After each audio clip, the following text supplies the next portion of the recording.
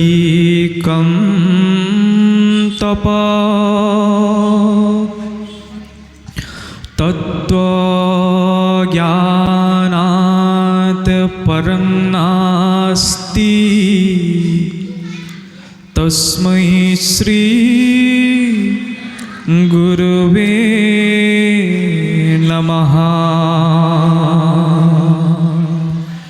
स्थापकाय सधर्मस्य सर्वधर्म स्वरूपिणी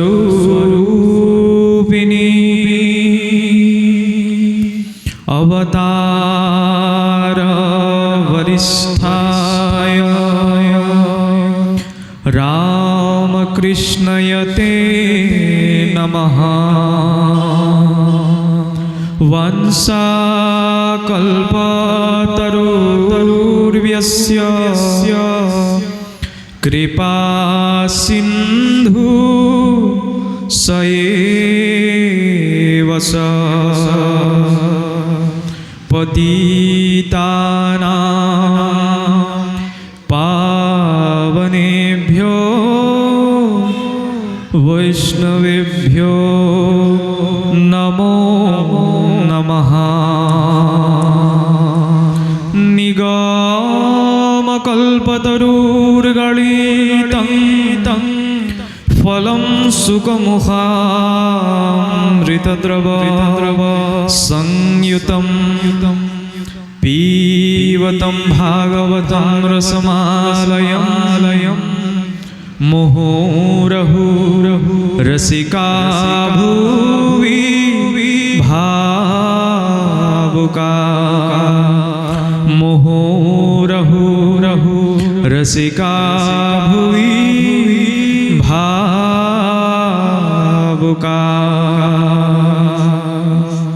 कृष्ण পোনপ্ৰথমতে আমি সংসাৰ অভিক্ষমাৰুঢ়া পতিতাম নৰকাৰ্ণৱীয়স্তানুধাৰতে তস্मै শ্ৰী গুৰুৱে নমঃ। সংসাৰৰূপী বৃক্ষত আৰোহ হ'বলৈ গৈ এই ভৱসাগৰৰূপী বৃক্ষত পতিত হোৱা প্ৰত্যেক জীৱৰ উদ্ধাৰৰ নিমিত্তে যি গুৰুৰ আবিৰ্ভাৱ হয়, প্ৰাতঃস্মৰণীয় আৰু চিৰবন্দনীয় সেই গুৰু পৰমেষ্ঠি গুৰু পৰাৎপৰ গুৰু সমন্বিত নবিদ্যা ঈশাং শীৰ্ণ শৰণমপিষন্ন সগুণাঃ परित्यक्ता लोकैरपि ब्रिजेन युक्त श्रुति जराः विमुक्तस्त वन्दे यदुपति महं गोविन्दममलम। যে যিজনৰ কোনো বিদ্যা নাই, যাৰ কোনো জ্ঞান নাই, আৰু যিজনক সংসাৰৰ লোকেও মহাপাপী বুলি ভাবি পৰিত্যাগ কৰি দিয়ে, তেনেজন পতিতেও যিজনা ভগৱন্তৰ শৰণাশ্ৰয়ী হৈ এই ভৱসাগৰ তৰি যাব পাৰে, পোনপ্ৰথমতে সেইজনা ইষ্ট প্ৰভু শ্ৰী গোবিন্দৰ চৰণত সেৱা অৰ্পণ কৰাৰ লগতে আজি যি ইচ্ছাৰে কাবাৰ ৰাইজৰ সদ প্ৰচেষ্টা সদ ভাৱনাত যি বৈকুণ্ঠৰ কল্পতৰু শ্ৰীমদ ভাগৱত শাস্ত্ৰ শ্ৰৱণ আৰু কীৰ্তনৰ মহান যজ্ঞানুষ্ঠান অনুষ্ঠিত হৈছে। ইতিমধ্যে স্থূল বৈকুণ্ঠৰূপে পৰিচিত এই পবিত্ৰ হৰিগৃহত উপব্যস্ত হৈ থকা শোকব্যাসস্বৰূপ পাঠকীদ্বয়কে প্ৰমুখ্য কৰি বৈকুণ্ঠৰ পাৰিষদস্বৰূপ আপোনাসৱ ভক্ত বৈষ্ণৱবৃন্দ, ব্ৰজৰ গোপীসদিকাই মাতৃসকল, ভগৱন্ত গোবিন্দৰ নিত্য সংগী গোপবালক স্বৰূপ যুৱবন্ধুসকল, আৰু এই অনুষ্ঠানটিৰ জৰিয়তে প্ৰজ্বলিত হোৱা ভক্তি প্ৰদীপ গছিৰ ইন্ধন স্বৰূপ অনুষ্ঠানটিৰ সমূহ কাৰ্যকৰ্তা আৰু কৰ্মকৰ্তাসকল সমন্বিত স্বৰ অচৰ ৰূপত প্ৰতিজনৰ সন্মুখত সেৱা অৰ্পণ কৰা হৈছে। আচলতে যদিও আজি আমি আপোনাসৱৰ সন্মুখত শ্ৰীমদ ভাগৱতৰ ব্যাখ্যাৰ বাবে আসন গ্ৰহণ কৰা হৈছে, তাৰ প্ৰাক মুহূৰ্তত এই কথা প্ৰকাশযোগ্য যে আমাৰ কথাখিনি ব্যাখ্যা মাত্ৰ আনুষ্ঠানিকতাতহে, সম্পূৰ্ণ ৰূপত আমাৰ কথাখিনি ব্যাখ্যা বুলিব নোৱাৰি। কিয়নো যি মহাভাগৱত শাস্ত্ৰৰ জ্ঞান তত্ত্ব স্বয়ং ভগৱন্তৰ অংশ অৱতাৰ কৃষ্ণ দ্বৈপায়ন বেদব্যাসেও 4 বেদ 14 শাস্ত্ৰ 18 পুৰাণ কৰাৰ পাছতহে প্ৰাপ্ত কৰিব পাৰিছিল, তেনেহেন নিগম নিগুহ শাস্ত্ৰৰ অৰ্থ তত্ত্ব বুজাটো আমাৰ দৰে সংসাৰবদ্ধ জীৱৰ পক্ষে সম্ভৱ নহয়। আৰু দ্বিতীয়তে আমাৰ সন্মুখত যি ভাগৱত আমি দেখিছোঁ 12 স্কন্ধ 335 অধ্যায় 18,000 শ্লোকৰ, সেই ভাগৱত প্ৰকৃততে ব্যাখ্যাই। আগতে ভাগৱত মাত্ৰ 4টি শ্লোকতহে আছিল, কম বেছি পৰিমাণে এই কথা সকলোৱে জানে। যেতিয়া প্ৰথম নাৰায়ণে ব্ৰহ্মাদেৱক ভাগৱত দিছিল ন, 4টা শ্লোক দিছিল মাত্ৰ। আৰু সেই 4টা শ্লোককে যেতিয়া ব্ৰহ্মাদেৱে নাৰদদেৱক দিলে, দিওঁতে লগতে ক'লে ত্বমে তৎ বিপুলী কুৰু, অৰ্থাৎ তুমি ইয়াক আৰু বহল বিস্তাৰ কৰি দিয়া। আৰু বহল বিস্তাৰ কৰোঁতে কৰোঁতে আহি আহি শুকদেৱৰ হাতত 4টি শ্লোকৰ পৰা আৰম্ভ কৰি 12 স্কন্ধ 335টি অধ্যায় 18,000 শ্লোক হৈ গ'ল। সেইবাবে প্ৰকৃততে আমাৰ ভাগৱত যি 12 স্কন্ধ ন, সেয়া প্ৰকৃততে ব্যাখ্যা কৰা ভাগৱতী, নহয়নে? সেইবাবে শুকদেৱলৈকে আৰু শুকদেৱৰ পৰৱৰ্তী যিসকল বৈষ্ণৱ আচাৰ্য হৈ গৈছে, ব্ৰহ্মানন্দৰ পৰা নৃসিংহ পৰমানন্দ, জগদ্দীশ মিশ্ৰ, শ্ৰীধৰ স্বামীলৈকে, তেওঁলোকে ভাগৱতত নতুন কথা যোগ দিয়া নাই আৰু ভাগৱতৰ কোনো কথা বাদ দিয়া নাই। কিয়? ভাগৱত ইতিমধ্যে সম্পূৰ্ণ হৈ গ'ল।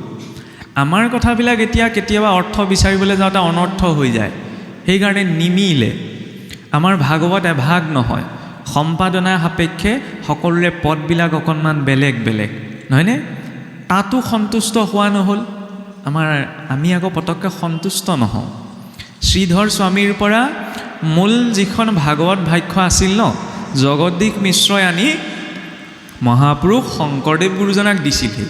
আৰু শংকৰদেৱ গুৰুজনাই সেই মূল শ্ৰীমদ ভাগৱত ভাষ্যৰ আধাৰতেই কীৰ্তন, দশম, ভাওনা, বৰগীত ইত্যাদি যিমানবিলাক তেওঁৰ নাট্য কাব্য সৃষ্টি ন, সকলোৰে মূল আধাৰ সেই শ্ৰীধৰ স্বামীৰ পৰা পোৱা ভাগৱত ভাষ্যই, লগতে গীতা শাস্ত্ৰ আৰু নাৰদ পাঞ্চৰাত্ৰ। এতিয়া কথা হ'ল কি, যে যেতিয়া আমি এইটো স্পষ্ট হ'ব লাগিব আকৌ, আমি যে ভাগৱত পঢ়ি আছোঁ, ভাগৱত পঢ়িছোঁ, আমাৰ সৰহসংখ্যক অসমীয়া মানুহে কয় ন, ভাগৱত অসমীয়ালৈ অনুবাদ কোনে কৰিছিলে বাৰু? কোনে কৰিছিলে বাৰু?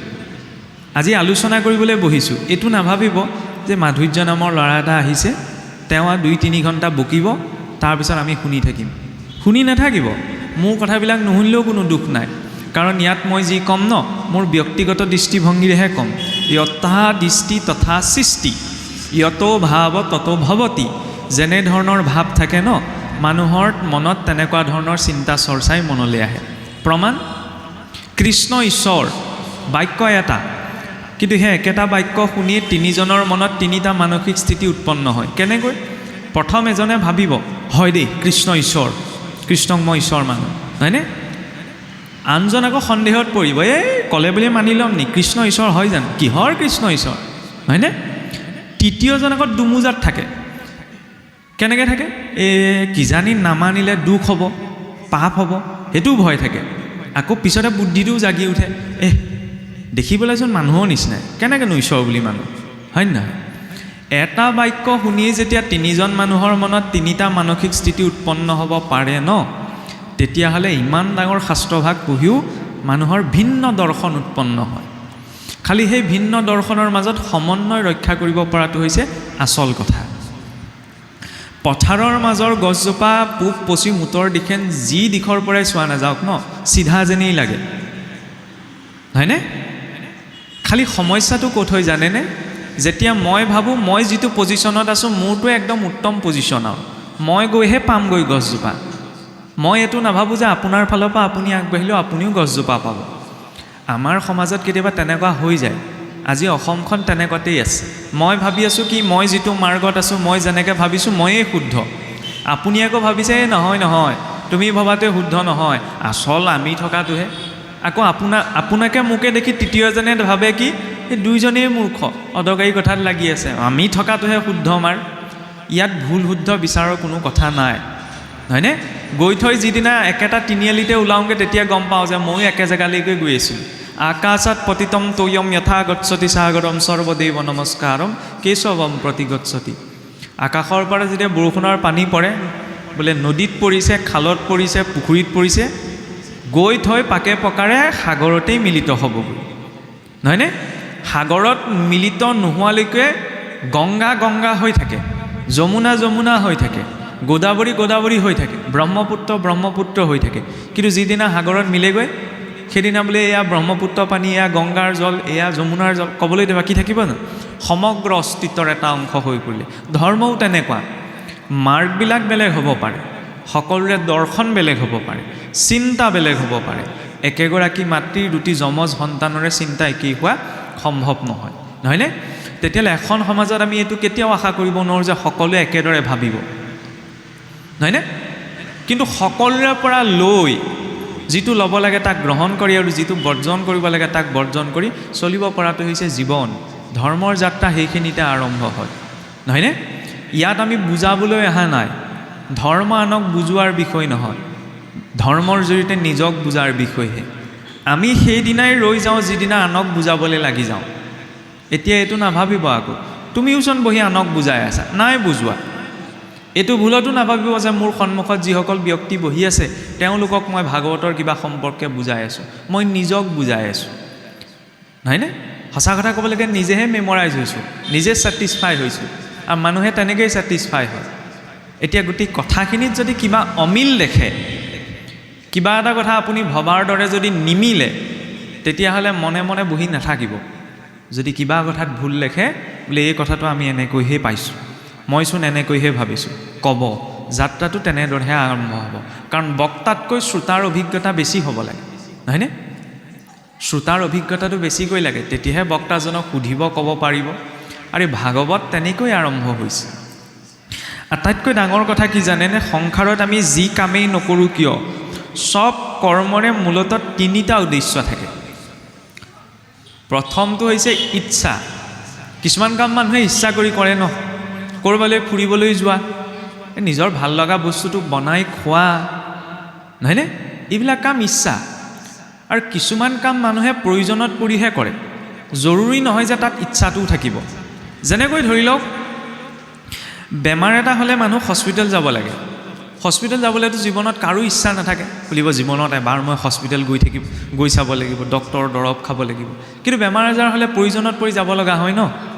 গতিকে যিবিলাক কামত প্ৰয়োজনীয়তাটো থাকে, জৰুৰী নহয় যে তাত ইচ্ছাটোও থাকিব। আৰু কিছুমান কাম মানুহে বাধ্যতাত পৰি কৰে। মই বেয়া কাম এটা কৰিলে মই জেললৈ যাবই লাগিব, নহয়নে? এতিয়া জেললৈ যোৱাত মোৰ ইচ্ছাও নাই, প্ৰয়োজনো নাই, কিন্তু মই বাধ্য। তেতিয়া ভাগৱতৰ মাৰ্গটো তেনেকুৱা, কিছুৱে ইচ্ছা কৰি আহে, নহয় জানো? কিছুৱে প্ৰয়োজনত পৰি আহে, নগ'লে কথাটো বেয়া হ'ব নেকি, নহয়নে? কিছুৱে বাধ্যতাত পৰি আহে। আপোনালোক ইচ্ছাত আহিছে, প্ৰয়োজনত আহিছে, বাধ্যতাত আহিছে, সেইটো মোৰ দৰকাৰো নাই, সেইটো মই ক'বলৈও নাযাওঁ। মই মোৰ নিজৰ স্থিতিটো কৈছোঁ, মই বাধ্যতাত আহিছোঁ। মোক যদি নামাতিলেহেঁতেন মই ভুলতো নাহোঁ, তাকো দায়িত্ব এটা দিছে কাৰণে আহিছোঁ। মোক যদি ক'লেহেঁতেন এই আমাৰ ভাগৱত পাতিছোঁ, দেখা এটা দিবহি, আহিলোহেঁতেন জানো? খোলাকৈ কৈছোঁ, মই নাহোঁ। বোলে ভাগৱতৰ ওপৰত দুই এটা কথা ক'ব আৰু সেই বুলি দায়িত্বটো দিলতহে আহিছোঁ। ক'ব কি বচৰা হৈছে জানেনে? ভক্তি এনেকুৱা এটা বিষয়, যিটো বিষয় মানুহে ইচ্ছা কৰিও কৰিব নোৱাৰি, প্ৰয়োজনত পৰিতো নোৱাৰি, বাধ্যতাত ভুলতো নহয়।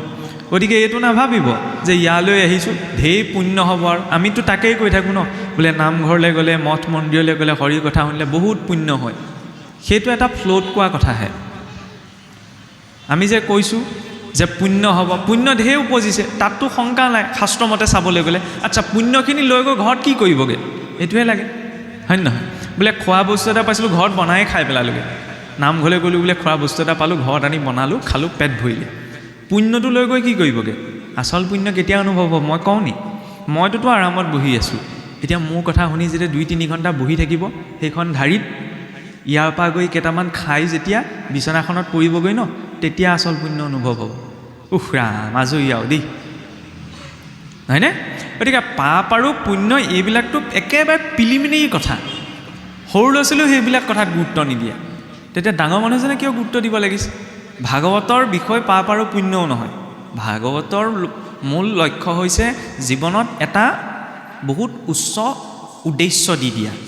যেতিয়া মানুহৰ জীৱনৰ উদ্দেশ্যটো বহুত উচ্চ পৰ্যায়ৰ হয় ন, তেতিয়া তেওঁ নীতি নিয়মৰ কথা ক'ব নালাগে, আপুনি নীতি নিয়মত সোমাই যাব, হয় নহয়? মই যেতিয়া গম পাইছোঁ যে মই পৰীক্ষাটো দি পাছ কৰিবই লাগিব, তেতিয়াহ'লে মই সুবিধাবিলাক চাই নাথাকোঁ, ইছৰাম আজি বতৰ বেয়া, আজি নপঢ়োঁ। পৰীক্ষাটো পাছ কৰিবলগীয়া যেতিয়া বতৰ বেয়া হ'লেও পঢ়িব লাগিব, নহয় জানো? ঠিক তেনেদৰে আধ্যাত্মিক মাৰ্গটো লক্ষ্যটো যেতিয়ালৈকে স্পষ্ট নহয় ন, তেতিয়াহ'লে নীতি নিয়মে মানুহক কেৱল তৰাব নোৱাৰে। নীতি নিয়ম এইকাৰণেই দিয়া যায় যাতে লক্ষ্যটোত আগবাঢ়িবলৈ সুবিধা হয়। তাৰ বাবে স্পষ্টতাটো লাগে, ক্লিয়াৰিটি বুলি যে বিষয় এটা আছে, সেই ক্লিয়াৰিটিটো লাগে যে কিয় আহিছোঁ, কিয় কৰিছোঁ, নহয়নে? যেতিয়া মানুহে জীৱনত ক্লিয়াৰিটিটো পাই যায় তেতিয়া তেওঁ আপোনা আপুনি নীতি নিয়মৰ মাজত সোমাই যায়। হিৰণ্যকশিপু এটা দুৰ্দান্ত দৈত্য আছিল, কোনো নীতি নিয়ম পালন নকৰে। আচ্ছা, ভাওনাখন চাওঁতেতো সকলোৱে দেখিছে ন? ভাওনাখন আমি চাবলৈ যাওঁ, কশিপু কোনে লৈছে, আমুক তামুক ইত্যাদি চব বিষয় চাওঁ, ঠিকেই আছে, সেইবিলাকো চাব লাগে। কিন্তু কিনো বুজাইছে সেই কথাটোত আমাৰ সচৰাচৰ গুৰুত্বতাটো নাথাকে। চাবচোন, শিকো বুলি ক'লেতো বেয়াটোৰ পৰাও কিবা এটা শিকিব লগা আছে। সেইকাৰণে মই কশিপুৰ কথা কৈছোঁ। ভালৰ পৰাতো শিকিব লগা আছে, বেয়াৰ পৰাও শিকিব লগা আছে। আচ্ছা, কশিপুৱে যেতিয়া ব্ৰহ্মাক তপ কৰিবলৈ গৈছিল, আমি পাওঁ নাই, ব্ৰহ্মাক তপস্যা কৰিবলৈ গৈছিল। প্ৰথমতে বোলে পদ্মাসনত বহি সোঁ ভৰিটো বাওঁ উৰুৰ ওপৰত তুলি, বাওঁ ভৰিটো সোঁ উৰুৰ ওপৰত তুলি, তেনেকৈ বোলে 1000 বছৰ ব্ৰহ্মাদেৱক তপস্যা কৰি থাকিলে। ব্ৰহ্মাদেৱ নাহিলে। তাৰপৰা ভাবিলে বোলে এনেকৈ থাকিলে নহ'ব, মই আৰু অলপমান কঠোৰ হ'ব লাগিব। তেতিয়া কি কৰিলে, নিজৰ সোঁ ভৰিৰ বুঢ়া আঙুলিটোৰ ওপৰত থিয় হ'ল, বুঢ়া আঙুলিটোৰ ভৰত, বাওঁ ভৰিটো তুলি হাত দুখন ঊৰ্ধ্ববাহু কৰি, যুগত কোৱা হয় সেইখন বৃক্ষাসন বুলি। তেনেকৈ বোলে 1000 বছৰ ৰৈ থাকিলে। আমি পাওঁ নাই, বোলে উঁয়ে ধৰি গ'লগৈ, নহয়নে? তেতিয়ালৈকে বোলে ব্ৰহ্মাদেৱ অহা নাই। আচ্ছা, কশিপুটো কোনো ধাৰ্মিক ব্যক্তি নাছিল, কোনো নীতি নিয়ম পালন নকৰে, নহয়নে? একো গুৰু গোসাঁই নামানে, ইমান ধৈৰ্য ক'ৰ পৰা আহিল, হয় নহয়? এটা ভৰিৰ ওপৰত ইমান 1000 বছৰ কেনেকৈ ৰৈ থাকিবলৈ পালে? পিছত ব্ৰহ্মাদেৱ বাধ্য হৈ পৰিল। ব্ৰহ্মাদেৱে ভাবিছিল বুলিব এইটো ওচৰলৈ গ'লেতো এইটোৱে মোৰ পৰা ভাললৈ বৰটো নিবিচাৰে, কিন্তু ইমান প্ৰপন্ন হৈ পৰিলে ন, তেতিয়া ব্ৰহ্মাদেৱেও ভাবিলে যে ই তপ কৰিছে, যেতিয়া তপৰ মানটোতো মই ৰাখিব লাগিব, গতিকে মই গুচি যাওঁ। যেতিয়া চাওক, অসুৰেই নহওক কিয়, যেতিয়া সমৰ্পণ, কশিপুৰ ইমানখিনি নীতি নিয়ম ধৈৰ্য ক'ৰ পৰা আহিলে? আমাৰচোন 10 মিনিট বাদ দিয়ক, 2 মিনিট সময় চাওক, চিন্তা কৰিবলৈ লওঁতে গোটেই সংসাৰ নহা চিন্তাকেইটাও মনলৈ আহে। আমিতো নীতি নিয়ম পালন কৰি আছোঁ, ধৰ্মশাস্ত্ৰৰ কথা কৈছোঁ, পঢ়িছোঁ, শুনিছোঁ, আমাৰ ভিতৰত সেইটো ধৈৰ্য নাই কিয়, হয় নহয়? আপুনি ভাবে নি ধৈৰ্যটো মানুহৰ একদম মটিভেশ্যনেল স্পীচ শুনিলে আহে, ভাল ভাল কিতাপ পঢ়িলে মানুহৰ জীৱনলৈ ধৈৰ্য আহে? বিন লাডেনো চিভিল ইঞ্জিনিয়াৰে আছিলে, নহয়নে? গতিকে শিক্ষিত হ'লেই যে একদম বহুত কিতাপ পঢ়িলেই যে মানুহৰ জীৱনলৈ ধৈৰ্য আহিব, সেইটো জৰুৰী নহয়। ধৈৰ্য ক'ৰ পৰা আহে? লক্ষ্যৰ স্পষ্টতাৰ পৰা। কশিপু সেইখিনি মত স্পষ্ট আছিল, সেইকাৰণে নিজক 100% দি দিলে যে মই ব্ৰহ্মাদেৱৰ পৰা বৰটো যেনে তেনে ল'বই লাগিব, নহ'লে মোৰ গুৰিত উপায় নাই, নহয়নে? সেইবাবে ত্যাগ হৈ গ'ল। জীৱনতো তেনেকুৱা, জীৱনটোত যেতিয়া লক্ষ্যটো ডাঙৰ হয় ন, তেতিয়া ত্যাগ আপোনা আপুনি গুচি আহিব। কমফৰ্ট জোনটোৰ পৰা তেওঁ আপোনা আপুনি ওলাব পাৰিব। ভক্তি কমফৰ্ট জোনত থাকি পেলাই নহয়। মই কমফৰ্ট জোনত আহিছোঁ, আৰামছে গাড়ীত আহিছোঁ, ইয়াত নামিছোঁ, বহিছোঁ, কৰিছোঁ, পৰি সেৱা কৰিছোঁ, নহয়নে? সেয়া ভক্তি নহয়, কিন্তু সেইটো ভুলতো নাভাবিব। সেইটো এটা লৌকিক আচাৰ, নহয়নে? যে এজন ভকত আহিছে বুলি ৰাইজে ভাৱ কৰিছে আৰু ময়ো নিজৰ সুবিধা অনুসাৰে। আচল ভক্তি কৰাটো সহজ নহয়। আমি ভাবি লওঁ কি ভক্তি কৰাটো বহুত সহজ, ভুলকৈ মানুহে মগজত সোমোৱাই দিলে। ভক্তি কৰাটো কেতিয়া টান হৈ জানেনে? ইয়ালৈ আহিছে, ৰাম ৰাম কৃষ্ণ কৃষ্ণ, একদম মুখৰ পৰা ৰাম নাম নুগুচেই। ঘৰলৈ যাওঁতে যেতিয়া পিছল উজুতি এটা খাম ন, আৰু মৌলি বুলিহে ওলাম, তেতিয়া ৰাম ক'লৈ যায়, কৃষ্ণ ক'লৈ যায়, হয় নহয়? ৰাম কয়, কৃষ্ণ কয়, সেইটো কথাও ক'বলৈ যোৱা নাই, কিন্তু ঈশ্বৰ চিন্তনটো, হয় নহয়? বিপদত পৰোঁতে প্ৰথমতে কাৰ কথা মনলৈ আহিছে? ভাগৱতে কি ক'ব বিচাৰিছে? এই চিন্তনটোৰ কথা। বিনা চিন্তনত ভক্তি সম্ভৱ নহয়, হয়নে? আৰু সেই চিন্তনৰ যাত্ৰাটো হৈছে ভাগৱত। চিন্তায়াস্য চিতায়াস্য বিন্দু মাত্ৰ বিশিষ্যতে চিতা দহতি নিৰ্জীৱ চিন্তা দহতি জীৱনম। চিন্তা আৰু চিতাৰ মাজত বিন্দু মাত্ৰ পাৰ্থক্য আছে। কেনেকৈ? চিতাই বোলে নিৰ্জীৱটোক জ্বলায়, নহয় জানো? চিতাখনে নিৰ্জীৱটোক নজ্বলাই জানো? আৰু চিন্তাই সজীৱটোক জ্বলায়। জীয়াই থাকোঁতে চিন্তা কৰি থাকিলে ধৰি লওক ভালকৈ শান্তিয়ে খাব শুবও নোৱাৰি ন। চিন্তাটো এতিয়া এৰিবও নোৱাৰে, কোনেওতো এৰিব নোৱাৰে। চবৰে কম বেছি পৰিমাণে জীৱনত চিন্তা থাকিবই বা থাকেই। চিন্তাৰ দিশটো এতিয়া ঈশ্বৰমুখী কৰিব লাগে, তেতিয়া অভয় হোৱা যায়, নিৰ্ভয় হোৱা যায়। তাক কৰাৰ মাৰ্গটো হৈছে ভাগৱতৰ মাৰ্গ, নহয়নে? প্ৰথম লক্ষ্যৰ স্পষ্টতা। ভাগৱত মাৰ্গত এইকাৰণে আহিছোঁ যে ঈশ্বৰ প্ৰাপ্তিৰ বাবে। ঈশ্বৰ প্ৰাপ্তি মানে আমাৰ মানুহে ভাবি থাকে কি বহুত নীতি নিয়ম পালন কৰিবলৈ, এইবিলাক আৰু ভাষণত কৈছে কাৰণে কৈছে, কোনো ঈশ্বৰ পাব পাৰিব, সেইটো মেণ্টেলিটিত ভুলতো নোৱাৰি, প্ৰথম কথা, হয়নে? আগতেই যদি মই অভাৰ কনফিডেঞ্চ হৈ আহিছোঁৱেই যে এটা ফ্ল'ত থাকিহে মই ধৰ্ম কৰ্ম কৰি আছোঁ আৰু কি হয় ঈশ্বৰৰ প্ৰাপ্তি, তেতিয়াহ'লে মই নহয়ে ভাল, হয় নে নহয়? প্ৰথম কনফিডেঞ্চটো অকণমান লাগিব ন, যে কাৰ বাবে আগবাঢ়িছোঁ। হয় নহয় পিছৰ কথা, আগটোতো বাঢ়িব লাগিব। কেঁচুৱা ল'ৰাটোৱে ঘৰটোত বালিৰে ঘৰটো বনায়, সি জানে যে ভাগি থাকিব, তথাপি ঘৰটো বনায় ন খেলি থাকোঁতে। বালিৰ ঘৰটো ভাগি থাকিব বুলি ভবাৰ পাছতো যেতিয়া সি ঘৰটো বাৰে বাৰে বনায়, তেতিয়াহ'লে মই ডাঙৰ হোৱাৰ পিছত সিমানকণ কনফিডেঞ্চ ভগৱানৰ প্ৰতি নাইনে? আৰু কনফিডেঞ্চটো মানুহৰ চাব মোবাইলটোৰ ওপৰতো থাকে। মোবাইলৰ ৰিচাৰ্জ শেষ হৈ যায় নে নাযায়? যায়। কিন্তু ভৰাওঁতে এদিনৰ কাৰণে ভৰাই নি? আগতেহে এদিনৰ কাৰণে ভৰাইছিলে, এতিয়াতো 6 মাহৰ কাৰণে ভৰাই মানুহে, হয় নহয়? 3 মাহৰ কাৰণে ভৰাই, এবছৰৰ কাৰণে ভৰাই। এবছৰলৈ মই জীয়াই থাকিম নে নাথাকিম আপোনাৰ কথা মই জানো, মোৰ গেৰেণ্টি নাই মই এবছৰ জীয়াই থাকিম নে নাথাকিম। তথাপিতো ৰিচাৰ্জটো এবছৰৰ কাৰণে ভৰাই থৈছোঁ ন। মোবাইলটোতে ইমান কনফিডেঞ্চ, এতিয়া ঈশ্বৰৰ প্ৰতি কনফিডেঞ্চটো নাথাকিলে হ'ব জানো? হয়নে? মোবাইলটোৱে আকৌ নটিফিকেশ্যন পঠাই থাকে, ৰিচাৰ্জ শেষ হোৱাৰ 2 দিন আগতে ফোন নকৰে জানো? এগৰাকীয়ে চিন্তা কৰি বহিয়ে থাকে, ৰিচাৰ্জ শেষ হ'ব ভৰাই লওক, হয়নে? কিন্তু জমনগৰৰ পৰা নটিফিকেশ্যনটো নাহে। এতিয়া কথা কৈ থাকোঁতেও মই মৰিব পাৰোঁ। আৰু ইণ্টাৰেষ্টিং কথা কি জানেনে? মহাৰাজ যুধিষ্ঠিৰক বকৰূপী ধৰ্মই এটা কথা সুধিছিল, যে তুমি যে ইমান ধৰ্ম কথা কৈ আছা, সংসাৰ আটাইতকৈ আশ্চৰ্যকৰ কথাটো কি বোলে?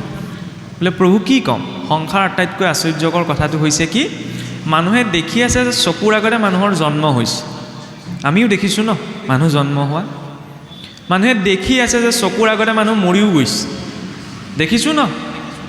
কিন্তু মাজৰ সময়ছোৱাই জীয়াই থকা মানুহজনে নিজকে অমৰ যেন অনুভৱ কৰি জীয়াই থাকে। এতিয়াও মই যে ইয়াত বহি আছোঁ, মোৰ জন্ম হৈছিল, মই মৰিবলৈকে গৈ আছোঁ, এইটো অনুভৱ লৈ বহা নাই, কিন্তু মই নমৰোঁ এইটো অনুভৱ লৈহে বহি আছোঁ, হয় নহয়? এইটোৱেই মায়া। মায়া বুলি ক'লে সাংঘাতিক কিবা এটা বস্তু নাই ন, নিজৰ বাস্তৱিকতাটোৰ পৰা আঁতৰাই ৰখা। চাওক, ভাগৱতৰ মাৰ্গত কোৱা হৈছে আমাৰ শৰীৰটো বোলে সাংখ্য দৰ্শনৰ দৃষ্টিৰে 25টা তত্ত্বৰে গঠিত। 5টা কৰ্মেন্দ্ৰিয়, 5টা জ্ঞানেন্দ্ৰিয়, পঞ্চতন্মাত্ৰ শব্দ স্পৰ্শ ৰূপ ৰস গন্ধ আৰু পঞ্চমহাভূত ভূমি অগ্নি জল বায়ু আৰু আকাশ লগত সংযুক্ত হৈছে কি পুৰুষ আৰু প্ৰকৃতি। আমাৰ সৰহসংখ্যকে ভাবি থাকে পুৰুষ মানে কি মতা মানুহ, আৰু প্ৰকৃতি মানে কি মাইকী মানুহ। হয়, প্ৰকৃতি মানে মাইকী মানুহ, পুৰুষ মানেও মতা মানুহ হয়। কিন্তু ভাগৱতৰ সাংখ্য দৰ্শনত প্ৰয়োগ যিটো ৰূপত হৈছে ন, তাত পুৰুষ মানে মতা মানুহ নহয়, পুৰুষ মানে হৈছে আত্মা, আৰু প্ৰকৃতি মানে হৈছে এই সমগ্ৰ দৃশ্য প্ৰপঞ্চ। আত্মাটো কোনটো? আত্মাকটো নিৰ্লিপ্ত বুলি কয় ন। মানুহে চিনেমা এখন যেতিয়া চাই থাকে, হয় নে নহয়? চিনেমাখনৰ ভিতৰততো মই নাথাকোঁ, এই চাই থকা মানুহজন কোন? চাই থকা মানুহজন হৈছে আত্মা, আৰু সন্মুখত যিখন চিনেমা চলি আছে ন, সেইখন হৈছে প্ৰকৃতি। চিনেমা চাই থকা মানুহজনে কি ভাবে? চিনেমাখনত যদি কোনোবাই হাঁহিছে ন, তেতিয়াহ'লে চাই থকা মানুহজনৰ মুখতো হাঁহিটো ওলায়। চিনেমাখনত ইমান বিভোৰ হৈ চাইছে যে চিনেমাখনত যদি কোনোবাই কান্দিছে, তেতিয়াহ'লে চাই থকা মানুহজনেও কান্দিবলৈ আৰম্ভ কৰে, নহয়নে? চিনেমাখনত যদি কোনোবাই ডন লাগিছে ন, যেনেকৈ ক্ৰিকেট খেলখন চাই থাকোঁতে ছিক্সটো বেটছমেনজনেহে মাৰিব, এইজনো একদম চকীৰ পৰা উঠি আহে যেন নিজেই মাৰিব। মানে কি বুজাইছে? নিজে তাৰভাৱে এনেকুৱাকৈ জড়িত হৈ গৈছে যে নিজৰ বাস্তৱিকতাটো সেইখিনি সময়ত পাহৰি থকা হৈছে। কিন্তু যেতিয়া চিনেমাখন শেষ হয়, কাৰেণ্টটো যেতিয়া গুচি যায়, তেতিয়া গম পায় যে মই চিনেমাখনৰ ভিতৰত নাই। হহা কন্দা চব চিনেমাখন চাই থকাৰ কাৰণে হৈছিলে। বুজি পাইছেনে? ইনডাইৰেক্টলি কথা এটা কোৱা গৈছে। জীৱনটোতো সুখ দুখ ভাল বেয়া হাঁহিছোঁ কান্দিছোঁ এই প্ৰকৃতি নামৰ চিনেমাখন চলি আছে কাৰণে। যিদিনা ছুইচটো অফ হ'ব ন, সেইদিনাহে গম পোৱা যাব মই চিনেমা চাইহে আছিলোঁ। বুজি পাইছে ন? এদিনটো ছুইচ অফ হ'বগৈ, মৃত্যুৰ দিনা। এতিয়াও মানুহ মৰি আছে, প্ৰতি 2 ছেকেণ্ডত 120ৰ পৰা 150জন মানুহ মৰে। এতিয়ালৈকে যে সেইখন লিষ্টত পৰা নাই, এইটো কম ডাঙৰ চমৎকাৰ। মানুহে ক'ৰবাত বেলেগত চমৎকাৰ বিচাৰি যায়, বাৰু যাওক, তাতো আপত্তি নাই, কিবা এটা লাভ হৈছে, নহয় জানো? লাভত মানুহ সকলোলৈ যাবই, মানুহে যিয়েই নকওঁ। কিন্তু কথা হ'ল কি, ঈশ্বৰৰ ওচৰত ভক্তি যে কৰিব লাগে এই কাৰণেই লাগে। চৰকাৰে 10,000 টকা দিলেই মানুহে একদম গোটেই দিনটো লাইন পাতি থাকেগৈ নহয়, হয়নে নহয়? হয়নে? সেই চৰকাৰ জয় জয় গান হয়নে নহয়? পইচা দিছে, সুবিধা দিছে, তাত আপত্তি জনাবলৈ যোৱা নাই, সেইটো মোৰ বিষয় নহয়। ক'ব কি বিচৰা হৈছে, পইচা পাওঁতেই, আঁচনিৰ সুবিধা পাওঁতেই যেতিয়া চৰকাৰৰ জয়গান হ'ব পাৰে, জীৱনৰ প্ৰতিটো উশাহ নিশাহ দি থকাৰ বাবে, ইমান এটা ভাল ছিষ্টেম দিয়াৰ বাবে ঈশ্বৰৰ জয়গান কৰিবলৈ মানুহে কিয় বেয়া পায়? বোলে ক'ত বেয়া পাইছোঁ? আমি নহ'লে নামঘৰলৈ আহিলোহেঁতেন, নামঘৰলৈ আহিছে ন, দিনটো ঘৰৰ কাম বন ত্যাগ কৰি, এইটো বহুত ডাঙৰ কথা আগত। এইটো সমান ত্যাগ আগৰ ঋষিমুনিসকলেও কৰিব পৰা নাছিল। মানুহ কিমান ব্যস্ত, তাৰ মাজত যে লোকৰ কথা শুনিবলৈ আহিছেই। নহ'লে ঘৰলৈকে চাওকচোন, কোনেও কাৰো কথা নুশুনে, শুনে জানো? নুশুনে নহয়। মাক দেউতাক চিন্তিত, ল'ৰা ছোৱালীয়ে কথা ক'লে নুশুনে। কেতিয়াবা, সকলোকে ক'ব নোৱাৰোঁ, হয়নে? কেতিয়াবা আকৌ ল'ৰা ছোৱালীও চিন্তিত হৈ যায় ন, মা দেউতাক কৈ থাকিলে নুশুনে। শিক্ষানুষ্ঠানলৈ চাওক, শিক্ষকৰ কথা ক'লে ল'ৰা ছোৱালীয়ে নুশুনে কেতিয়াবা। কেতিয়াবা আকৌ ছাত্ৰ ছাত্ৰীও নিজা এক্সপেক্টেশ্যন কিছুমান থাকে, শিক্ষকে কথা ক'লে নুশুনে। সমাজলৈ চাওক, চৰকাৰে কৈ থাকিলে জনতাই নুশুনে, জনতাই কৈ থাকিলে চৰকাৰে নুশুনে। আৰু ইয়াত ভগৱানে কৈ থাকিলে ভকতে নুশুনে, ভকতে কৈ থাকিলে ভগৱানে নুশুনে। মই চাকি গছ জ্বলাইছোঁ, প্ৰভু মোৰ আমুকটো হওক বুলি, সেই নহয়গৈ, হয়নে? কেতিয়াবা এনেকুৱাও হৈ যায় নহয়। আকৌ ভগৱানেও কয় এটা, মই কৰোঁ এটা, কণ্ডিশ্যনটো কেতিয়াবা দুৰ্যোধনৰ নিচিনা হৈ যায়। দুৰ্যোধনে গম পাইছিল ন যে প্ৰভু মই ধৰ্ম কি চব জানো, কিন্তু ধৰ্মটো কৰাত মোৰ ইণ্টাৰেষ্টটো নাই, আৰু ধৰ্মটো মই এৰিব নোৱাৰোঁ। আমাৰো কণ্ডিশ্যনটো কেতিয়াবা তেনেকুৱা হয় মানে। কিয় জানেনে? ধৰ্ম কি অধৰ্ম কি মানুহক বুজাব নালাগে। কিয় নালাগে? ঈশ্বৰে সকলোকে এটা বিবেক দিছে ন, সেই বিবেকটোৰ আধাৰত মানুহে এইটো চবেই বিচাৰ কৰিব পাৰে যে কি খাব লাগে, কি খাব নালাগে, নহয়নে? সেইটো শাস্ত্ৰ পঢ়ি পেলাই বুজোৱাৰ প্ৰয়োজন নাই, চবে জানে। দ্বিতীয়তে, কি ক'ব লাগে, কি ক'ব নালাগে, হয় নহয়? চবেতো জানে। কাকোতো শাস্ত্ৰ উদ্ধৃতি বুজোৱাৰ প্ৰয়োজন নাই যে বেয়া কথা ক'ব নালাগে। আৰু সেইটো নৈতিকতা, নিজৰ বিবেকটো আছে নহয়, মানুহে গম পায়। আৰু ক'লৈ যাব লাগে, ক'লৈ যাব নালাগে, সেইটোও মানুহে নিজৰ বিবেকৰ আধাৰত পাৰে। কিন্তু চাবচোন, শিৱজয়ী গাঁঠিকেইটাই তিনিটা বিষয়তে লাগি থাকে কিন্তু, হয় নহয়? খোৱা বোৱা, বাক্য বচন, গমনাগমন। আৰু সেইকেইটাৰ পৰাই সংস্কাৰ আহে। সেইকেইটা গাঁঠিকেইটা যেতিয়ালৈকে ঢিলা নহয় ন, তেতিয়া মই বহু কথা জানি বুজি লাভ নাই, শব্দত একো জ্ঞান নাই। এইটো নাভাবিব, মানুহে ধৰ্মও কেতিয়াবা ট্ৰেণ্ডত পৰিহে কৰে। এতিয়া অসমত সেইটোৱে হৈছে। মই খোলাকৈ কৈছোঁ, বেয়া নাপাব, ইউটিউবত বোলে এইজন এইবাৰ বেছিকৈ ওলাই আছে দেই, এইবাৰ আমাৰ তালৈ এইজনক মাতিব লাগিব, হয়নে? এইজনে সঁচা, কিন্তু এই একেকেইটা কথাই যদি গাঁৱৰ মানুহজনে কয়, তেতিয়া আকৌ গুৰুত্ব নিদিয়ে, হয়নে? এই সদায় টিভিয়ে মোবাইলে ওলাই থকা কোনোবা এজনে তেতিয়া মানুহে শুনিব। মই ইয়াত একো নতুন কথা নকওঁ, গাঁৱৰ ঘৰত চলি থকা কথাবিলাকেই ক'ম। সেইবিলাক কথা যদি গাঁৱৰ ঘৰত কোনোবা মানুহ এজনে কয়, তেতিয়া গুৰুত্ব দিয়ে, বাদ দিয়া, সেই হয়নে? সেইটো নহয়। জ্ঞান লওঁ বুলি ক'লে ভিক্ষাৰীজনৰ পৰাও ল'ব পৰা যায়, হয়নে? মই এইটো বিৰোধিতা কৰিবলৈ যোৱা নাই। কোনোবা মোবাইলত ওলাইছে বা কিবা হৈছে, তাৰ পৰা মানুহে চিনি পাব, জানিব, সেইটো বেলেগ এটা দিশ। কিন্তু বেছ এইটো হ'ব নালাগে যে আমুকে কৈছে কাৰণে মানিম।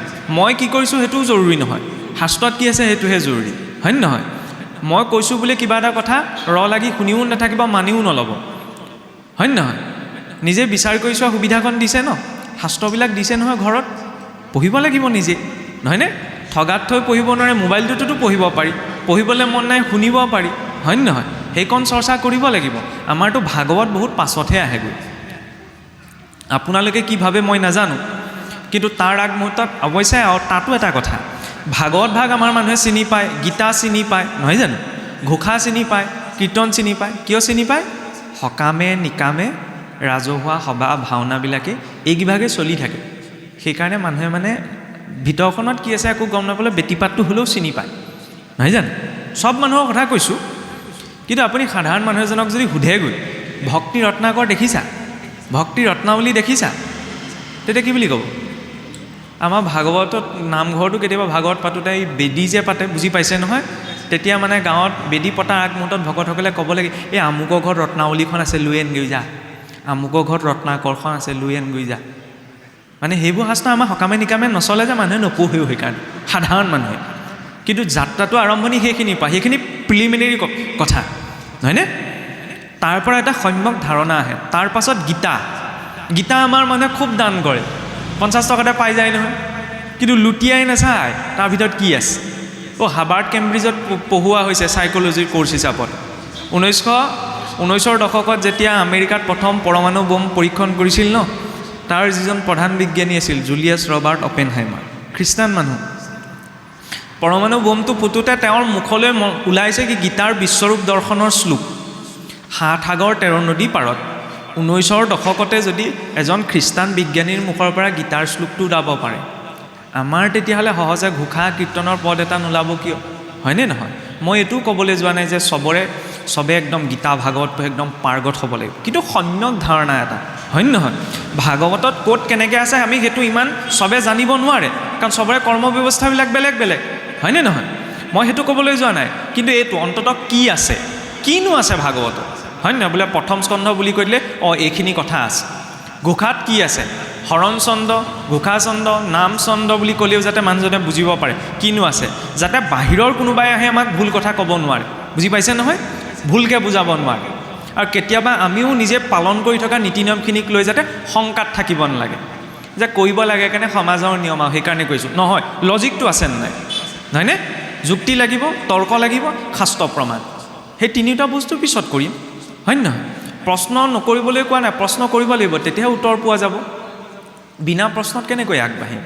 গতিকে এইকাৰণে কোৱা গৈছে, আগতেতো এতিয়া ইমান ডাঙৰ ভাগৱত ন, আমি ধুনীয়াকৈ পেক কৰি থৈ দিওঁ, নপঢ়োঁ, কিন্তু কিমান কষ্ট কৰিছিল চাওকচোন। আগতেতো সাঁচি পাত ভোজ পাততহে লিখে, গছৰ পাত বনাওঁতে কিমান সময় লাগে বাৰু?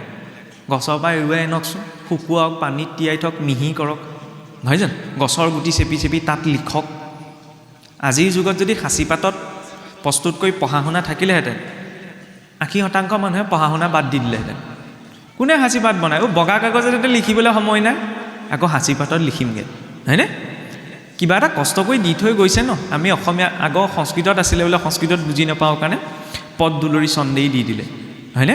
কিয়? যাতে মানুহে পঢ়িব পাৰে, বুজিব পাৰে। এইটো নাভাবিব দেই, মানুহে লগতে এইটোও ভাবি থাকে যে আমাৰ কিজানি আছে, পঢ়িবলৈ ভয় লাগে, কিজানি দুখে ধৰিব, হয় নহয়?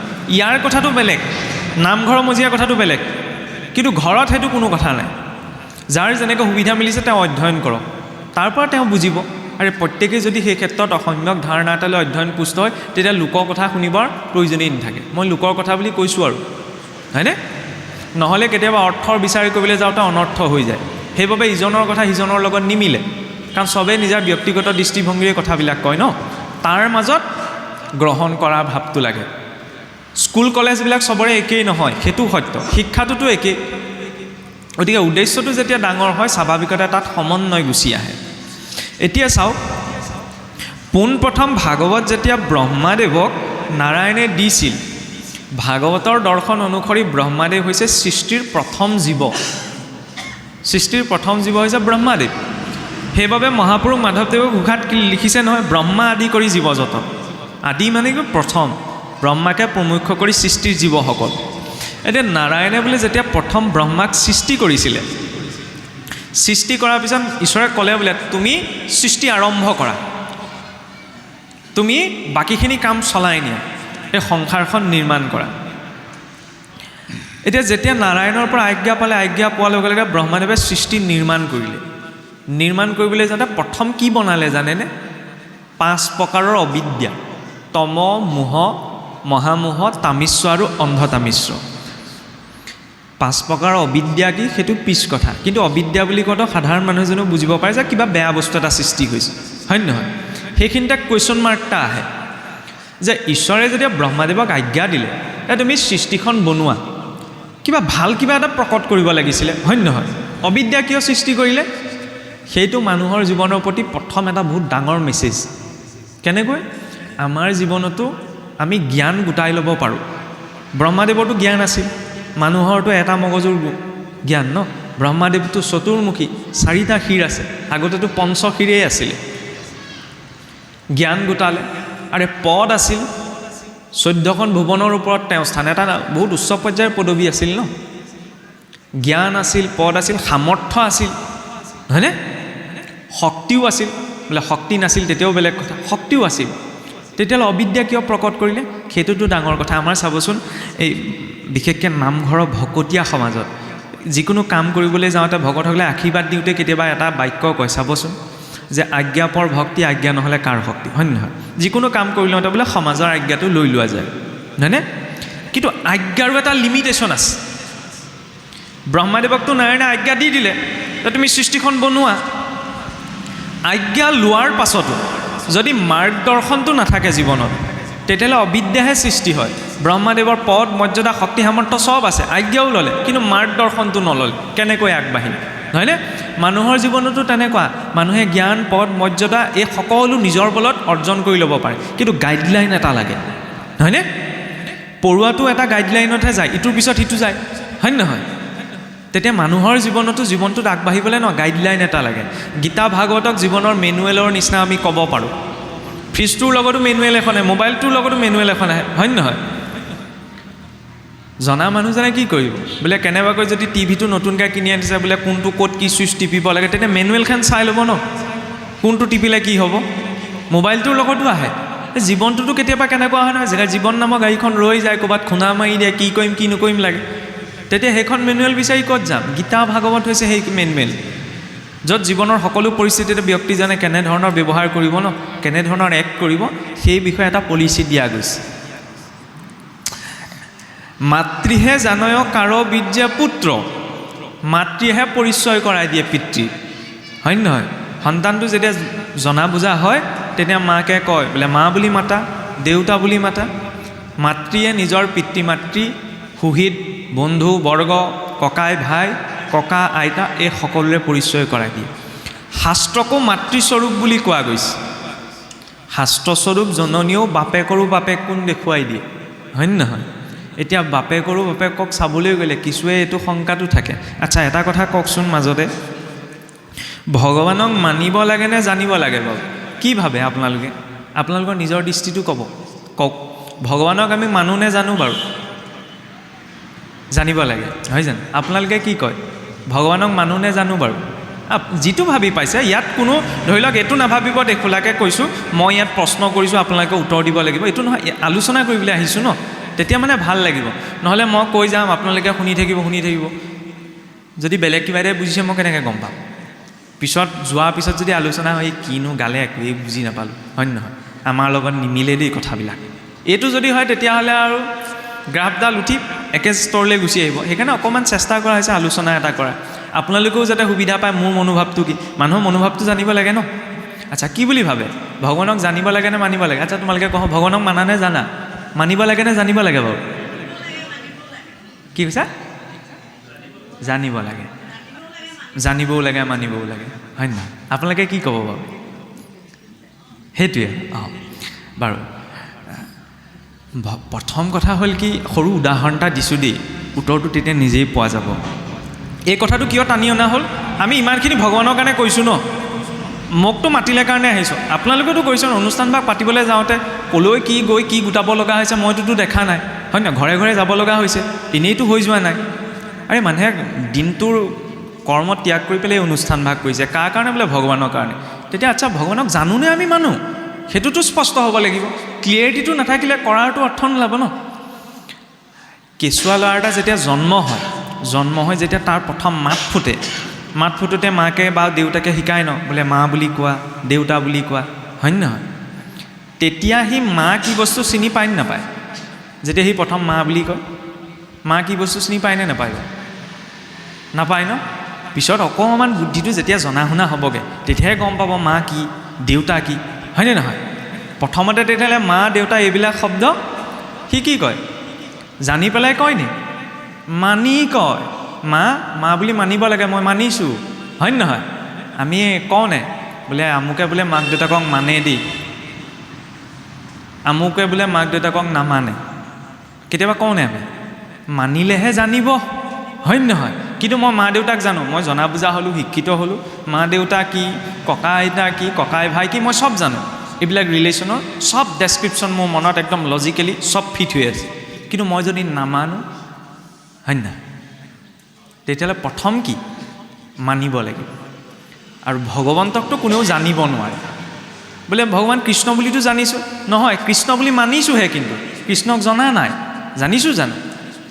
আৰু এই ভগৱানক যে জানিব নোৱাৰি সেই কথাটো ক্লিয়াৰেঞ্চ কোনো মহাপুৰুষেও দিয়া নাই, ভগৱানে নিজেই কৈছে। বোলে মনুষ্যানাম সহস্ৰেষু কশ্চিৎ য়ততি সিদ্ধয়েৎ য়ততামপি সিদ্ধাত্মন কশ্চিৎ মনাং বেতি তত্ত্বতঃ। 1000জন মনুষ্যৰ ভিতৰত এজন মাত্ৰ ধাৰ্মিক, তেনেকুৱা 100জন ধাৰ্মিকৰ ভিতৰত এজন মাত্ৰ আধ্যাত্মিক। তেনেজনে আংশিক ৰূপত জানো নাজানো অৱস্থাত তেওঁক জানিবলৈ সুবিধা পায়, সম্পূৰ্ণ ৰূপতো জানিব নোৱাৰে, আংশিক ৰূপত, হয় নহয়? আৰে আমি নিজৰ বুদ্ধিয়ে নিজকেই চিনিব নোৱাৰোঁ, তেতিয়া ভগৱানক কেনেকৈ চিনি পাম? হয় নহয়? ভগৱানক মানিব লাগিব। ভক্তি মাৰ্গ আৰু জ্ঞান মাৰ্গৰ মাজত পাৰ্থক্য এইখিনিতেই। জ্ঞান মাৰ্গত কি কোৱা হয়? তাত লজিকটো প্ৰথম, যে প্ৰথমতে মই জানিম, জনা পাছতহে মই মানিম। হয় নহয়? নজনাকৈ মই কিয় মানিম? এইটো জ্ঞান মাৰ্গৰ দৰ্শন। কিন্তু কথা হ'ল কি, ভক্তি মাৰ্গত বিচাৰ কৰা হ'ল যে চব কথা আমি বুদ্ধিৰে বিচাৰ কৰিব নোৱাৰোঁ। আজিলৈকে নিজৰ পিতৃ মাতৃকে চকুৰে দেখা নাই যে সেয়া পিতৃ মাতৃ। দেখিছে জানো কোনোবাই? নাই দেখা ন? তাত আমি DNA চাৰ্টিফিকেট বিচৰাকৈ নাই নহয়, প্ৰয়োজনো নাই। জন্ম হোৱাৰ ভিতৰত আমাৰ সেইটো বুদ্ধিটো বিকাশ হৈ অহা নাই, পিছত পৰিচয় দিয়া গ'ল ন? হয়নে নহয়? গতিকে পিতৃ মাতৃকো কি মানিহে আছোঁ, সেইবাবে মানিব লাগে, নহয়নে? তেওঁতোতো মাক দেউতাকৰো মাক দেউতাক, তমেইব মাতাছ পিতা তমেইব, এনেই কোৱা নাই নহয়, হয়নে? ভক্তি মাৰ্গত কি কোৱা যায়? মই প্ৰথমতে মানিম, মানিলে আপোনা আপুনি জানিম। হয় নহয়? মাক দেউতাকক যেতিয়া মানিব, তেতিয়াহ'লে মাক দেউতাক কি তেওঁ আপোনা আপুনি জানিব। কিন্তু মই জনাৰ পাছত যদি নামানো, তেতিয়াহ'লে নহ'ব নহয়, হয়নে নহয়? সেইকাৰণে ভগৱানক মানিব লাগে। তাৰ বিপৰীতে ধৰ্ম আমাৰ ওলোটা, চব লাগি যায় ভগৱানক জনাৰ, যিটো সম্ভৱ নহয়। আৰু ধৰ্মক লাগি থাকে মানুহে মনাক। আমি বোলে হিন্দু ধৰ্ম মানুহ, হিন্দুৰ মাজতো আকৌ ঢেৰ ভাগ আছে, শাক্ত শৈৱ বৈষ্ণৱ, বৈষ্ণৱৰ মাজতো ভাগ আছে, হয়নে? আমাৰ অসমততো এভেইলেবল, হয়নে?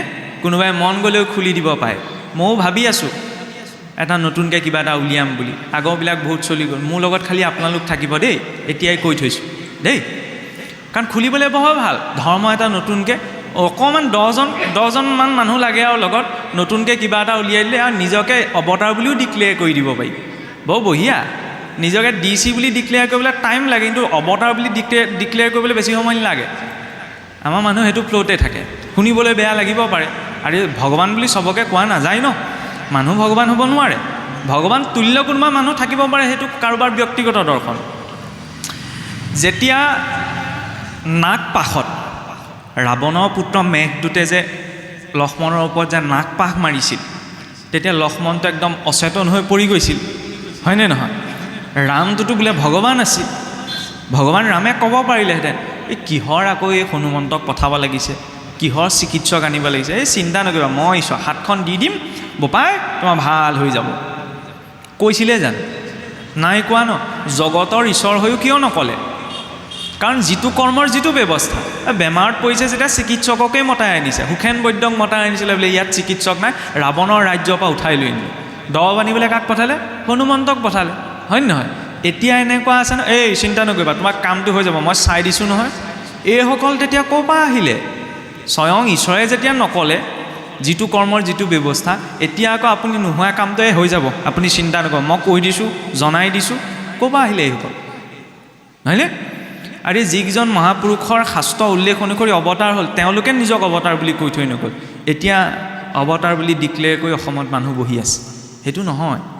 মই এইটো ক'বলৈ যোৱা নাই, কাৰোবাৰ যদি ক'ৰবালৈ গৈ কিবা এটা কৰি কিবা এটা কল্যাণ হৈছে, কিবা এটা লাভ হৈছে, তেতিয়াহ'লে হওক, তাত ক'বলগীয়া নাই, হয়নে নহয়? তেওঁ কিবা এটা পাইছে কাৰণে গৈছে, কিন্তু হ'ল বুলিয়ে সেই ব্যক্তিত্বটোক, সেই ধাৰাটোক আমি শাস্ত্ৰীয় কথাবিলাক লেটিয়াই দিব নোৱাৰোঁ। তেওঁক ভগৱান কেতিয়াও বুলি ক'ব নোৱাৰোঁ, নহয়নে? তেওঁৰ কথা শাস্ত্ৰত আছে বুলি আমি কেতিয়াও ক'ব নোৱাৰোঁ। কোনোবাই মানিছে মানি থাকক, সেই ক্লিয়াৰেঞ্চটো লাগে। মানুহৰ ধৰ্মৰ প্ৰতি যিমান ইচ্ছা আছে, সিমান অনীহাও আছে।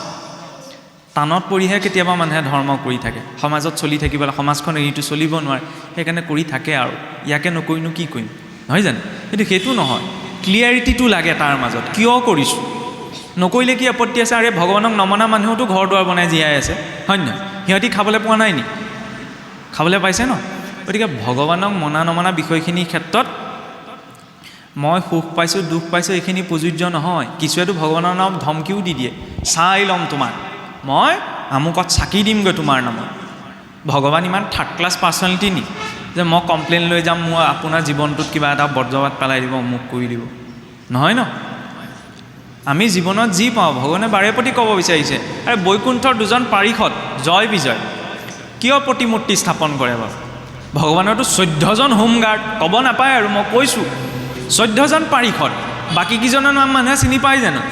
সাধাৰণ মানুহে গম নাপায়, কিন্তু জয় বিজয়কতো চবে চিনি পায়। বোলে জয় বিজয় অভিশাপ পাইছে, অভিশাপ পোৱাতে কি বুজাইছে বাৰু? বৈকুণ্ঠ ইমান হায়াৰ ৰেংকিঙত আছে।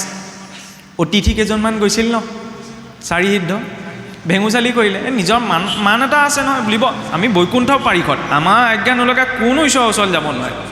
অভিমান ন, আৰু সেই অভিমানৰ বাবে ঈশ্বৰে কি কৰিলে, তেওঁলোকৰ মনলৈ সেই অভিমানৰ বাবে 4 সিদ্ধক অপমান কৰিলে, 4 সিদ্ধ অভিশাপ দি দিলে।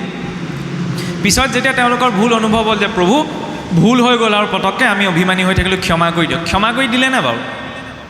দিলে নহয়, হয় নে নহয়? ক্ষমা কৰি দিছিলে নহয়, দিছিলে নাই দিয়া? নাই, ভুল কৈছোঁ নি মই? নাই দিয়া বুলি কোনোবাই কৈছে নি? নাই কোৱা ন?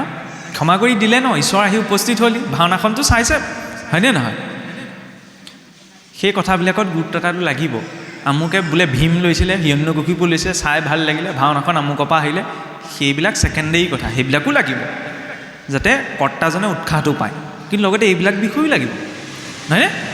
ঈশ্বৰে ক্ষমা কৰি দিলে, আচ্ছা ক্ষমা কৰি দিলেহে ফলটো নুভোগাকৈ থাকিলে জানো? ফলটো আমি যে কওঁ এই নাজানি ভুল কৰিলে একো নাই, নাজানি ভুল কৰিলে সমাজত একো নাই।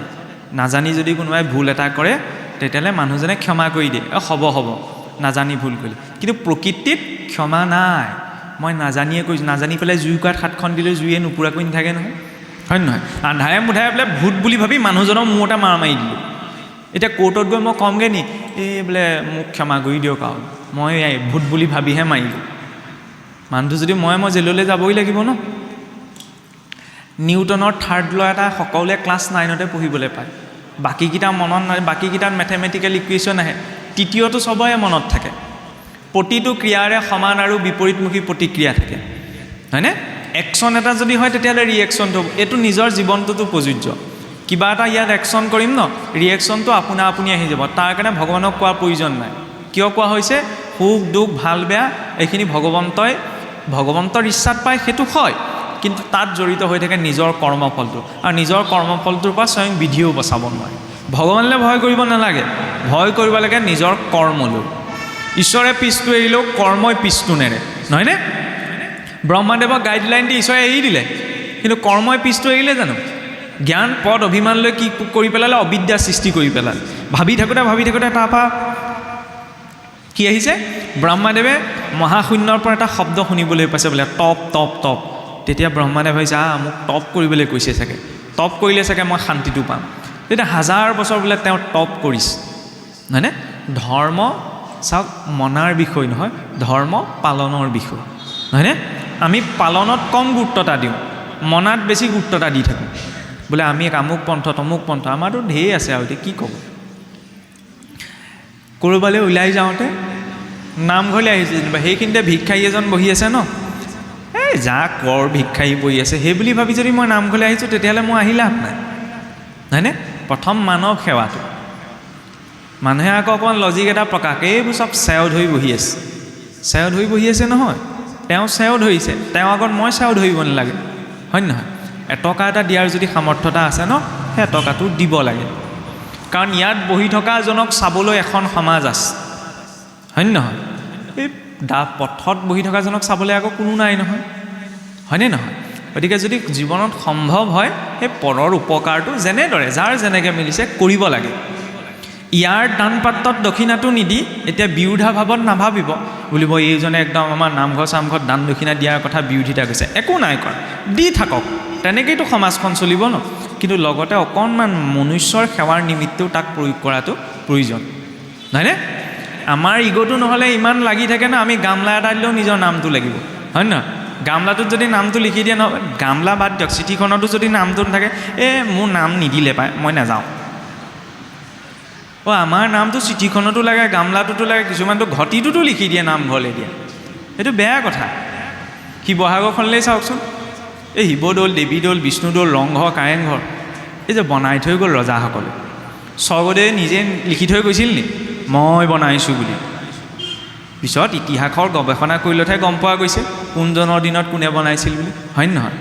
ইমান ডাঙৰ ডাঙৰ কাম কৰি থৈ যোৱাসকলে নিজৰ নামটো লিখি থৈ নগ'ল, তেতিয়াহ'লে আকৌ মোৰ ঘটিটোত, লোটাটোত, গামলাটোত নামটো কিয় লাগিছে? এই কথাটো কিয় কোৱা হৈছে?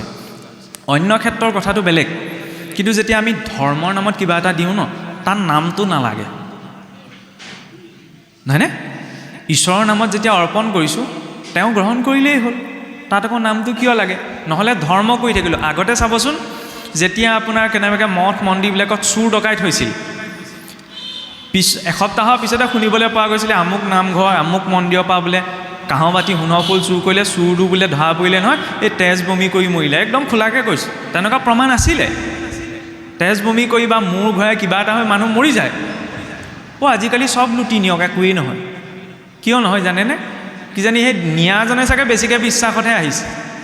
মই কৈ থকা জানে নিয়াজনে চাগে আগদিনা ধুনীয়াকৈ সহায় সপৰাই দিলে যে প্ৰভু উপায় নাই আৰু চলিবলৈ, তোমাৰ ইয়াৰ পৰাই নিম আৰু দুখ দাইন ধৰিবা। ঈশ্বৰে তেতিয়াও ভাবে চাগে বেচাৰা তইটোতো মানিছ মই ইয়াত আছোঁ বুলি, নহ'লে সেইজনেচোন মই আমুক বনাই দিলোঁ, মই তমুক দিলোঁ, মইকেহে আছে, মোক গুৰুত্ব এটা দিয়াই নাই, গতিকে বোপা যা, তোকহে মহিমা দেখুৱাম যে মইহে আছোঁ। ক'ব কি বিচৰা হৈছে, কলি যুগত ধৰ্মৰ কোনো অভাৱ নাই।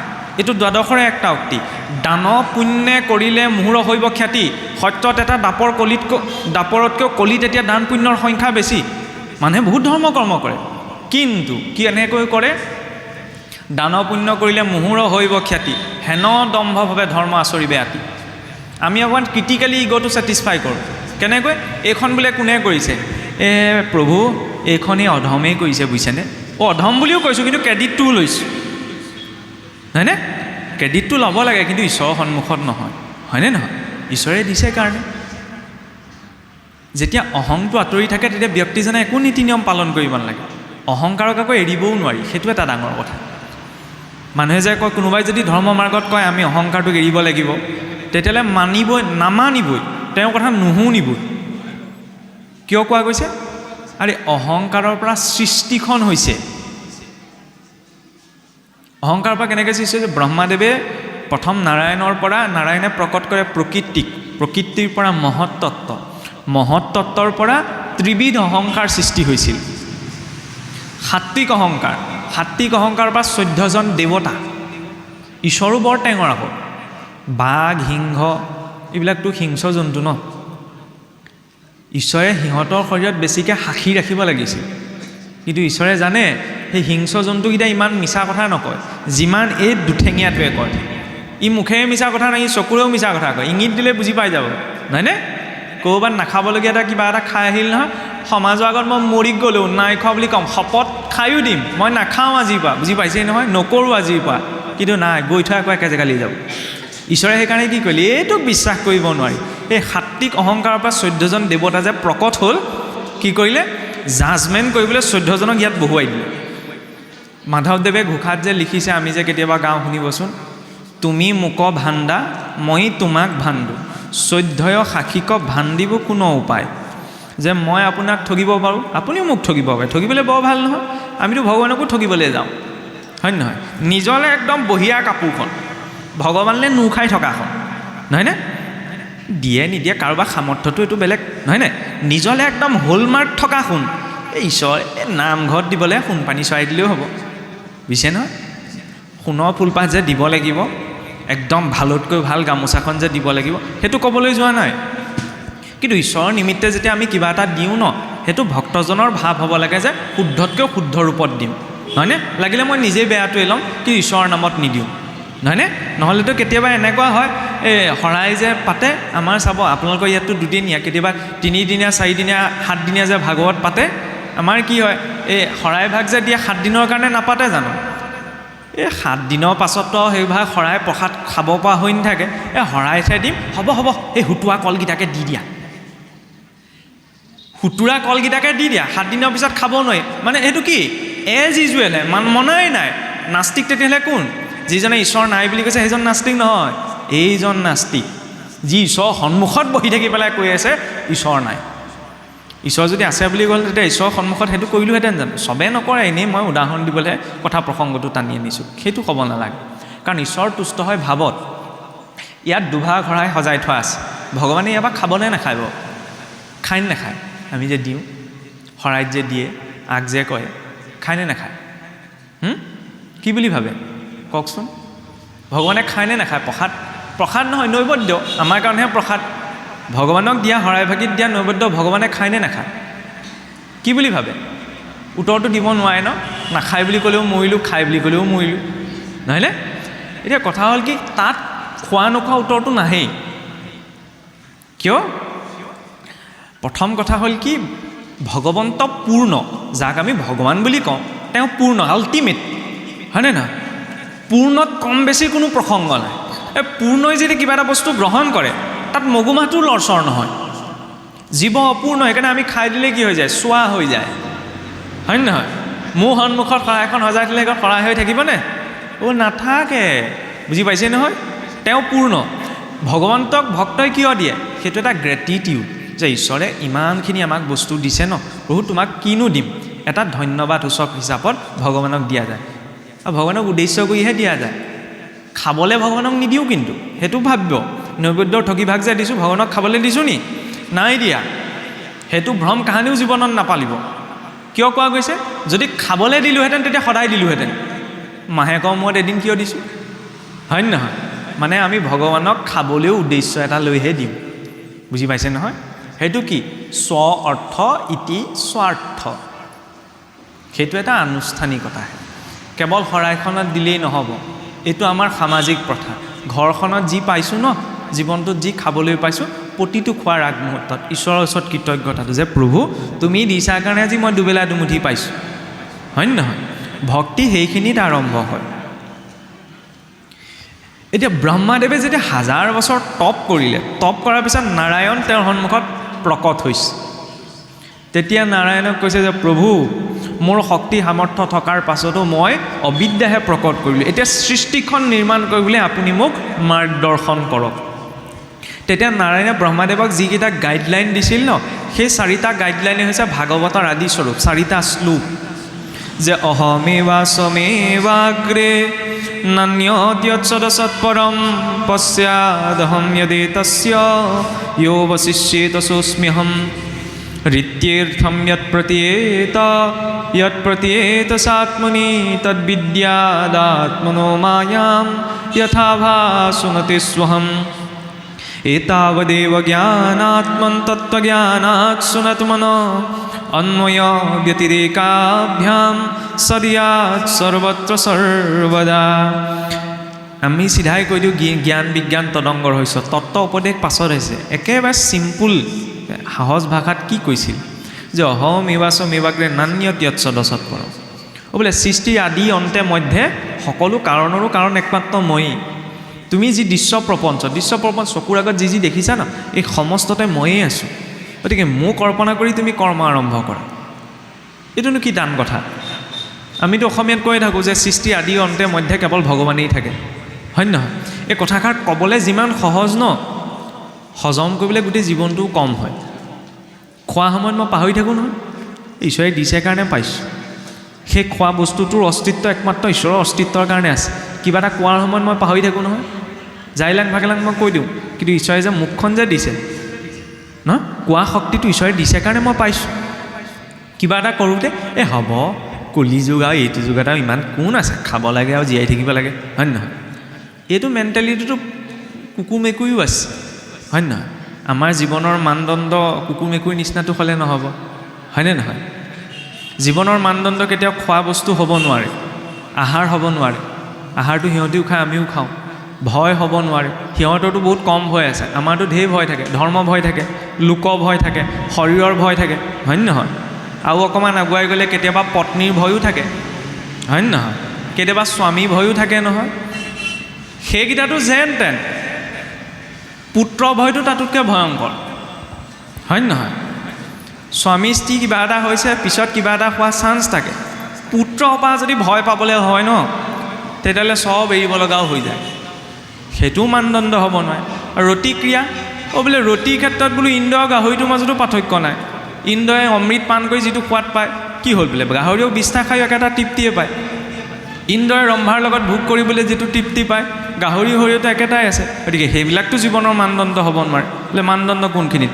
মানুহ হৈ বোলে ঈশ্বৰক ভাবিব পাৰে, সঁচাকৈও, হয় নহয়? চাওক, ঘপককৈ চেষ্টা কৰি থাকোঁতে যেতিয়া মানুহে চাকৰি নোহোৱা মানুহজনৰ চাকৰিটো হৈ যায়, তেতিয়াহ'লে চাকৰিটো পালোঁ বুলি তেওঁৰ মনত কিমান কৃতজ্ঞতা ভাৱ আহে, হয় নহয়? চাকৰিটো পাই গ'ল ইমান কষ্টৰ, হয় নহয়? এবছৰ 2 বছৰ 3 বছৰ 5 বছৰৰ চেষ্টাৰ মূৰত চাকৰিটো পাওঁতে যেতিয়া ইমান আনন্দ, 84 লাখ জনী পাৰ কৰি যেতিয়া মানুহ হৈ তেওঁক চিন্তা কৰিব পৰা সুযোগটো পাওঁ, তেতিয়াহ'লে কিমান আনন্দ আহিব লাগে। এতিয়া এইখিনিতে লজিকটো লাগি যাব, এই বোলে 84 লাখ জনী হৈ যায় মানুহ হ'বলৈ পায়, কোনে দেখিছে, হয় নহয়? আমাৰ কি হয়, যিবিলাক কথা আমি বুদ্ধিৰে বিচাৰ কৰিব লাগে সেইবিলাক কথা আমি অন্তৰে বিচাৰ কৰোঁ, আৰু যিবিলাক কথা আমাৰ অন্তৰে বিচাৰ কৰিব লাগে ন, চাবচোন কেতিয়াবা সেইবিলাকত আমাৰ বুদ্ধিটো লাগি থাকে। এই ভাগৱত পঢ়িলে খাবলৈ পাম নি, ধৰ্ম কৃষ্ণ কৃষ্ণ কৰি থাকিলে খাবলৈ পাম নি? ভুলতো নাপায়। ভাগৱত পঢ়ি থাকিলে, নাম লৈ থাকিলে কোনোবাই খাবলৈ ভুলতো নাপায়। কিন্তু ভাগৱত পঢ়িলে, ঈশ্বৰৰ নাম ল'লে, কিবা এটা খাওঁতে, ক'ৰবালৈ যাওঁতে, কাৰোবাক কিবা এটা কওঁতে, জীৱনত কিবা এটা কৰোঁতে যিটো স্থিৰতাৰ প্ৰয়োজন ন, যিটো শান্তিৰ প্ৰয়োজন, সেইটো ভাগৱতে দিব পাৰে। ভাগৱতে পোৱা নোপোৱাবিলাক পৰিৱৰ্তন নকৰে। সেইবিলাক ভাবি যেতিয়া ভাগৱত মাৰ্গলৈ অহা যায় ন, তেতিয়া ৰাম ঠগন খোৱা যায়। মানুহে টকা পইচা লগাই যদি কিবা এটা সেইমতে নাপায়, তেতিয়া আমি কওঁ ন বোলে ৰাম ঠগন খালে দেই এইজনে। সেইটো ৰাম ঠগন নহয়। ধৰ্ম মাৰ্গত যেতিয়া মই এইটো ভাবি আহোঁ, মই আমিতো প্ৰাথমিক স্তৰত সেইটো ভাবি আহোঁ বোলে অকণমান ধৰ্ম কৰ্মৰ সৈতে জড়িত হৈ থাকিলে এই গ্ৰহ দুখ, কাল দুখ, দৈৱ দুখ এইবিলাক অলপমান আঁতৰি থাকে। ভাবোঁ নে নাভাবোঁ? বোলে জীৱনত পোৱা কষ্টবিলাক এইবিলাক আঁতৰি যায়। ভবাটো দুখনীয় কথা নহয়, কিন্তু সেই কথাটোকে ধৰি থকাটো কথাটো বেয়া, কাৰণ আঁতৰ নহয়, হয় জানো? ভবা মতে দান দিয়া দিনা একদম ৰাতিপুৱা গা ধুই একদম খালী পেটে আছে, হয় নহয়? দান দিয়া আজৰি হ'ল আৰু আমাৰতো ভাগৱত পঢ়ি শেষ হোৱাৰ পিছতো ব্ৰত ভঙা যায়, বুজি পাইছে নহয়? 2 দিন 3 দিন এসপ্তাহ, কিছু জেগাত এমাহৰ আগৰ পৰা একদম নিৰামিষ খাই থাকে, একদম শুদ্ধ ভকত আৰু, নহয়নে? আজি ভাগৱত সামৰিলে আৰু ৰাতিলে ভাগৱত সামৰিলে নহয়, ব্ৰতটো ভাঙিব লাগিছিলে ন, সেয়া, হয় নহয়? কিন্তু জানে চব কথা, কণ্ডিশ্যনটো দুৰ্যোধনৰ। এনাস্থেচিয়া কিয় দিয়ে? এই কাটিলে কুটিলেও যেতিয়া গম নহয়, আমি এনাস্থেচিয়া আগতীয়াকৈ লৈ থৈছোঁ, হয় নহয়? সেইকাৰণে মোক কোনোবাই কয় নকয়, ভাল বেয়া, মোক ফৰক নপৰে। সেইটো নহয়, কিবা এটা প্ৰভাৱ পৰিব লাগিব, হয় নহয়? মহটো পৰিলেও যেতিয়া অনুভৱ হয় ন, তেতিয়া ধৰ্ম অধৰ্ম এইবিলাক কৰোঁতে অনুভৱটো হ'ব লাগিব যে এইটো সঠিক, এইটো বৰ্জনীয়।